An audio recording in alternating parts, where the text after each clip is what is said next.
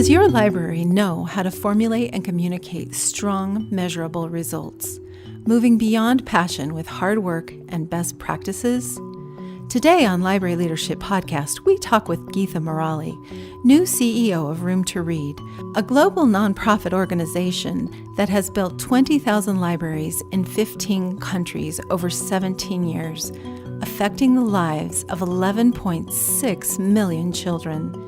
Listen in to hear how Geetha uses laser focus on Room to Read's technical portfolio to create transformative change.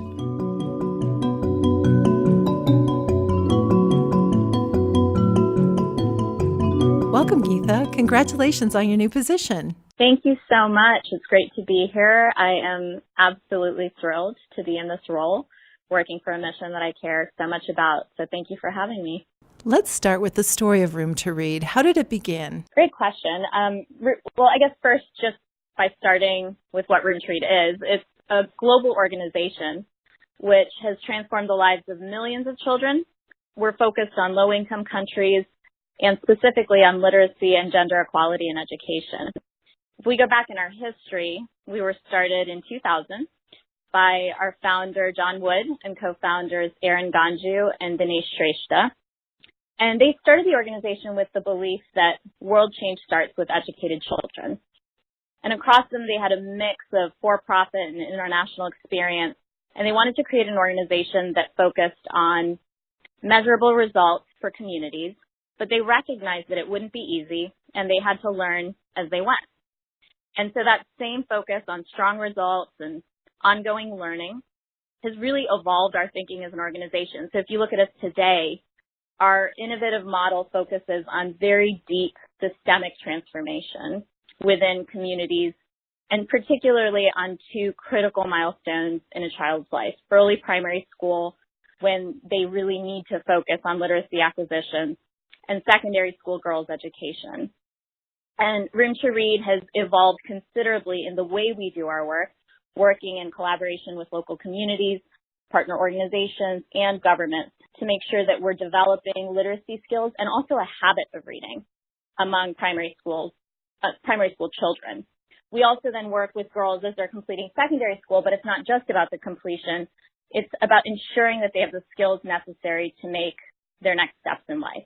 And so by focusing now on quality of education and not just access, which is something that's incredibly important as we move ahead, we've been able to ensure that learning outcomes are measured.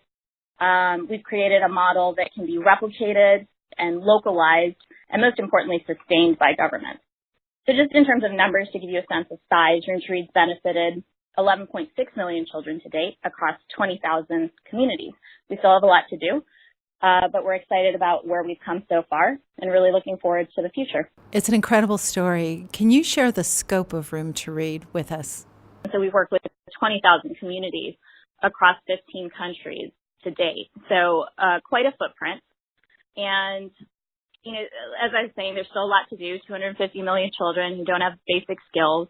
We've got 130 million girls not in school. So there's a lot to do, but we've definitely come far in our first 17 years.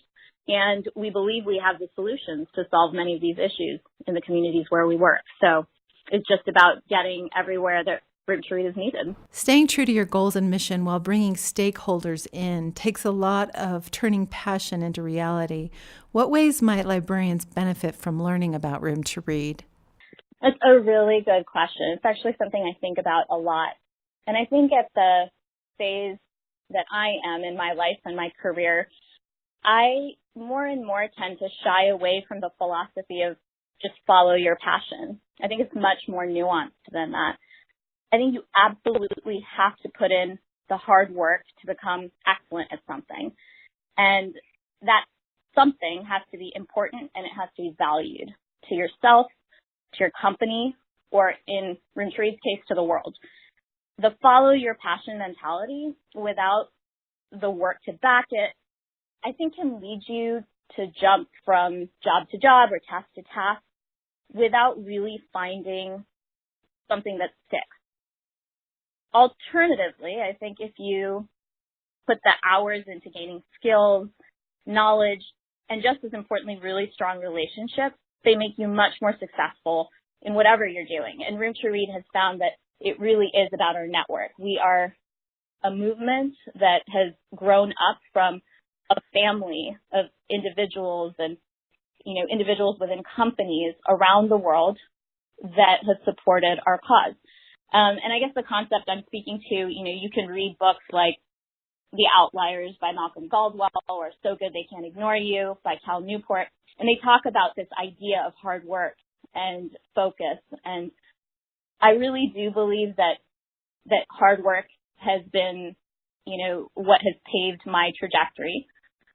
Of course, there's things like serendipity and the goodwill of good people along the way that have helped incredibly. And I wouldn't be here without all of them. But in the end, putting in the time to gain the skills and the knowledge, and like I was saying, just as importantly, the relationship that Room to Read needs to move ahead is really what I'm focused on. And I think that notion that the learning never ends is what continues to drive us forward. You've put in a great deal of hard work in the organization over the years, developing networks and relationships. What is your vision as you move forward? Well, like I was saying earlier, the numbers are staggering in terms of the need across this world, with 250 million children not getting the basic skills, 130 million girls not in school. If you ask about my vision, changing those statistics through our work at Room to Read is paramount, first and foremost, in everything that we're doing. The world, in my opinion, can't afford for Room to Read to slow down. And I'm of the singular belief that we have a responsibility while we work to further our mission. And so everything that I do in terms of the decision making at the organization, the setting of our strategic direction, really is in answering this one question over and over again: what is best for the mission of Room to Read? And as a third generation CEO, I have an incredible opportunity to take the organization forward in a way that honors our founding legacies, but also contributes a new and fresh perspective. And so I see our evolution as an organization into a more established brand where more people in more places know what Room to Read is focused on, and they support us in our efforts. We need to optimize our reach and our impact around the world through a laser focus on our portfolio. What are we good at? From a technical standpoint, Room to Read is a technical organization at its core. We've developed best practice in implementation of early grade literacy and gender equality programming. So what are we best at? And how do we optimize our ability to reach more children with better programs every day? And so our research and our work will irrevocably establish Room to Read as a thought leader in this space, while strengthening our ties to be able to do more good work. And internally, I should say, it's just as important to focus on our culture and our values. And they provide the foundation for everything that we're building. We're a 1,500 person organization. So we are all about our people, the talent that we attract, and the inspiration that we give them to do good work. And I do think that we can change the world, but to do so and to put the hard work in for a long period of time, we need to do so in a way that strengthens our ability to embrace life and embrace joy. And having fun along the way as a team is just as important as doing the good work we're doing in communities, because this is a marathon and not a sprint, and our team needs to be able to stay with us for the long haul. I found great joy when working with Room to Read as a volunteer in both Africa and Asia, as well as working with staff. Where do you get your models, and do you have any favorite leadership books that you draw upon? This is definitely a hard one for me because I've enjoyed so many leadership books over the years, and largely because, different ones speak to different phases of my life or career. But I will say the book that just absolutely blew my mind when I read it was Freakonomics, and largely because it made abundantly clear that things are not always what they seem. And what we think we may know, we may not know. There's always a different perspective. If I think about more recently, I've enjoyed Solve for Happy by Mo Godwat, because it just reminded me how much more control we have over being happy than we might think. And emphasized a lot of other sort of leadership learnings that I valued over the years, particularly. For example, there's a book, Emotional Intelligence, that talks about the importance of being able to listen for understanding at work and managing your emotions. I think all of these concepts kind of tie together, but ultimately they come down to the notion that the world is made up of a lot of different people with a lot of different perspectives. And at Room to Read, we really do value diversity of opinion and thought. We have experts from international education. We have business development experts, implementation and operations experts, and each in their own right is bringing a certain perspective to the table. And it's what makes the finished product, what we're delivering to the communities that we serve, so high quality and so unique in relationship to what other organizations are able to deliver, because we've definitely brought together a unique group of people. And so I think our perspective on how we do our work and how we deliver our work is all the better as a result. Can you share some of your experience working on the ground with Room to Read? Yeah, I mean, there are just so many experiences that I think we as staff of Room to Read are able to be a part of, simply because we are in the business of ensuring that children find the best possible future that they can. And in that context, in any country that Room to Read delivers its programs, where we establish our libraries, you can see the before and after. You can see schools with no materials, little space, no furniture, or even if there is furniture, hand-me-down furniture for adults that's not age appropriate for children, that doesn't bring to mind the childhood that we all want children to have. And when you see that as opposed to the colorful, child-friendly libraries full of hundreds and hundreds of books with colorful covers, incredibly imaginative storylines, and characters that children can relate to because they're contextually relevant and they've come from their own communities, you see a child find humor and joy in a way that you would have never thought possible prior to those libraries being in place. And, we talk about the children and how they feel, but as staff, and that's not just, the staff who are designing programs and implementing, but we have very local field staff who are going to these schools, helping provide support to these teachers, and who take every child in that school seriously. It's their responsibility to see these children doing better. And so Room to Read's model is not about, train some teachers and have them go off and hopefully they do a good job. But we're with these schools for the long term. In our literacy program, up to 4 years, with girls' education, up to 7 years in schools, to make sure there are shifts in these communities and that there are shifts in the ways that adults view education, that having kids laughing and enjoying learning is important, and having them experience the joy of learning is important. And that, I think, is critical to what we're doing. So it's about not just the communities we serve, but the staff delivering the programs, to build this culture and to build this notion that learning is fun, but is important, and that it will give these children the power and choice that they need to choose their futures. One of the things that Room to Read works on is secondary girls' education. Can you share the way Room to Read changes their lives and opportunities? Oh, there's so many girls on our program, but I'll tell you a particularly inspirational trip for me that happened a few years ago, and I was actually able to travel to 2 countries on the same trip, one to Bangladesh and the other to India. And the trip to Bangladesh, the program in Bangladesh was quite new at the time. So the girls on the program had only been getting some of our trainings for a few months. And I was able to go to one of their life skills trainings.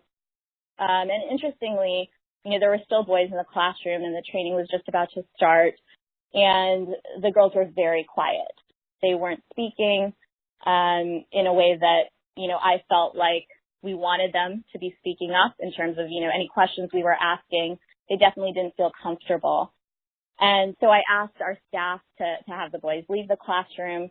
I had our male staff leave the classroom, and I spent some time with the girls. And immediately as the men left the classroom, the girls sort of gathered up around me and started asking me questions about why I was traveling without my husband, whether he was okay with me traveling, whether I would come back to see them if they continued to study well. And it was clear to me that they only felt like they had a voice that was limited to certain spaces. And so I was very hopeful that our program would have a great impact in that community. And I was 100% sure that we were in the right place doing the right thing. I followed that trip with a visit to some schools in India, and particularly to travel with a group of girls who had been on our program for 6 years and were invited to participate in the International Cricket World Cup. And we were invited as part of our partnership with the ICC to have our girls experience cricket practices and meet some of the players and be interviewed by the BBC. And so I approached that opportunity thinking I would need to prepare the girls to be in front of the camera, that these girls had never been on a plane before, and we were taking them to an urban center from a place that, was quite far away. They were traveling for a few hours by plane for the first time. And before I could sit them down and start going through, a preparatory session, they started seeing the players on the field. A few of their role models were coming off the field, and they ran right up to them and started asking them about whether they were going to beat Pakistan in the next game. And they were completely self-confident and assured of themselves and knew that they had an important voice and one that could be heard, even amongst 6-foot-tall cricket players who they had only seen on television. And so to me, it was just an incredible juxtaposition of what our program is intended to do, to provide girls with a voice, with choices, with a sense of self-worth. And I think a lot of times in the international development community, we talk about girls' education as though its only value is to GDP. But I always remind people there is really no price for self-confidence, self-worth, and a sense of purpose. And these girls definitely show that to us every day. In closing, what does changing lives through libraries and literacy mean to you personally? This is a mission that is quite real to me because just one generation ago, child marriage was not very uncommon in my own family. And so when I look back at our family and the role that education played in my mother's fight for her own future, I can honestly say that I would not be here as the CEO of Room to Read if it weren't for her. Her story, my family history, has proven to me that knowledge gives you the power of choice and of dignity. And so providing literacy, providing libraries to children, it gives them the chance to learn about opportunity, but also to seek it.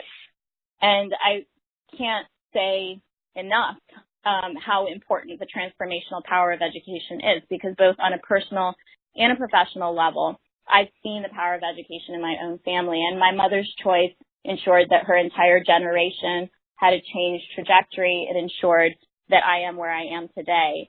And I believe that education can ensure others have the same rights, and that too for the long term. So it is the one proven equalizer and the only proven tool for long-term change in communities.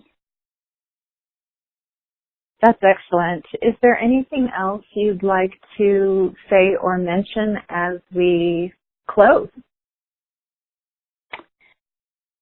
Well, I would just, end by saying that it's incredibly important for all of us to recognize that we can be part of some pretty complex solutions. And, I'm known to quote Walt Disney quite a bit, and the idea that it's kind of fun to do the impossible.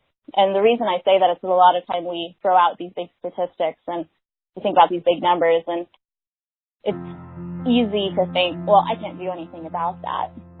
But being a part of organizations like Room to Read and movements that help support our mission does ensure that millions of children can have a different life. Because we may not be able to do all of that alone, but together we can definitely accomplish incredible things. So I would just end by saying, for all of you who believe that world change starts with educated children, join us and help us make the changes we want to see in the world. Will you tell us how people find out more about Room to Read? We'd love for you to learn more about us at our website, www.roomtoread.org. And you can follow us on Twitter, Facebook, and Instagram as well. We have instructions on how to start your own campaigns in support of literacy and girls' education or to join a chapter. So get involved in whatever way makes sense for you, and we'd love to have you on board. Geetha, thank you so much for being on the show and taking the time to share with us your focus on organizational processes that will help librarians around the world. Perfect. Thank you so much.